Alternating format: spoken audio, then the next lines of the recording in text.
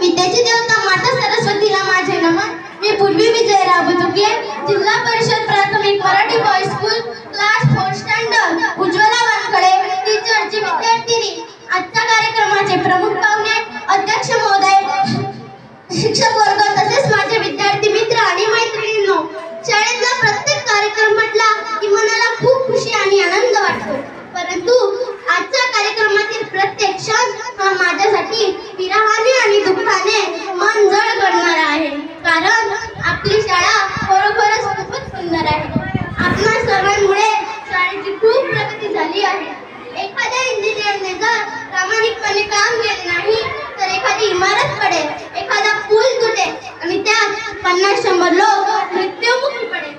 एखाद्या डॉक्टरच्या हलगर्जीपणामुळे 50-100 लोक लवकर इमराजजवळ पोहोचतील. पण एखाद्या शिक्षकाने जर प्रामाणिकपणे शिकविले नाही तर कित्येक पिढ्या अज्ञानरूपी अंधारात जाईल आणि देश अधोगतीला जाईल. शिक्षक बनण्याला खूप मोठे भाग्य लागते हो.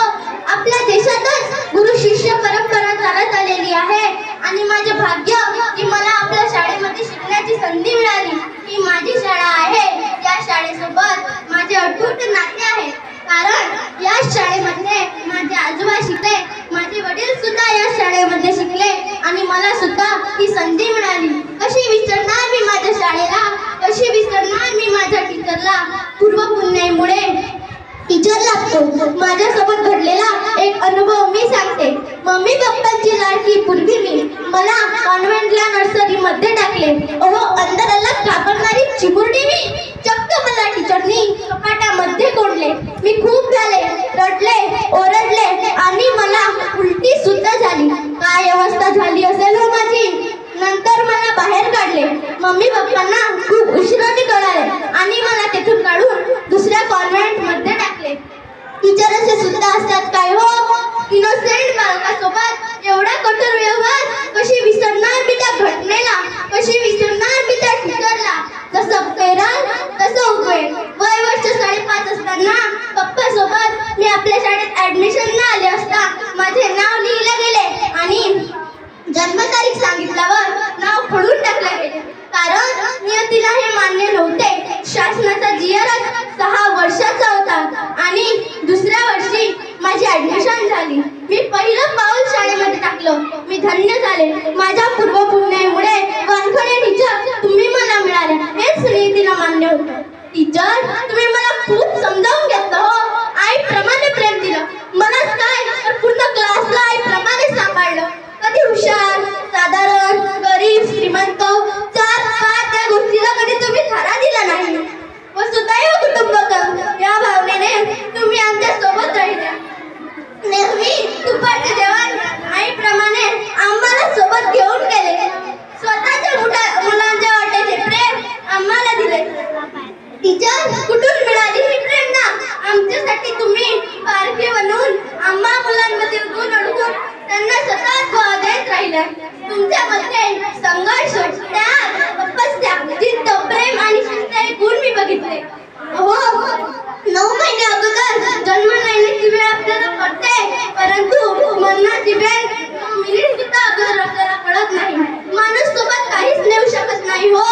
नेतो ते बरे वाईट कर्माचे फळ. एक वेळ जगाच्या सीसीटीव्ही मधून आपण सुटू शकतो, परंतु विधात्याच्या सीसीटीव्ही मधून माणूस कधीच सुटू शकत नाही.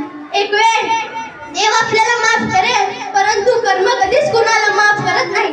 जसं पेराल तसं उगवेल. निसर्ग कधीच कुणाचा खेद नाही तर 1000 पटीने परत करतो. एक दाणा पेरला तर 1000 दाणे परत करतो. दररोज सकाळी दूधवाले घरी येतात. आईचं लक्ष त्यांच्या पहिल्या मापाकडे नसतं. ते त्यांना टाकावेच लागतं. परंतु या व्यतिरिक्त त्यांनी शेवटून होतलेल्या जास्तीच्या थोड्याशा धारेकडे असतं. तसंच शाळेतील सिलेबस तर तुम्ही पूर्ण करता.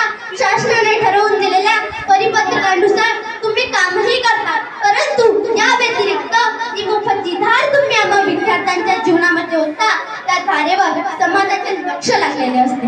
कशी ऋण फेडू तुमचे ऋणाच्या भाराने पार वागले मी. टीचर तुम्ही देश घडविण्याच्या महान पवित्र कार्याला वाहून घेतला आहे. कारण यातूनच आमची उद्याची भावी पिढी निर्माण होणार आहे. आम्हा मातीच्या गोळ्यांना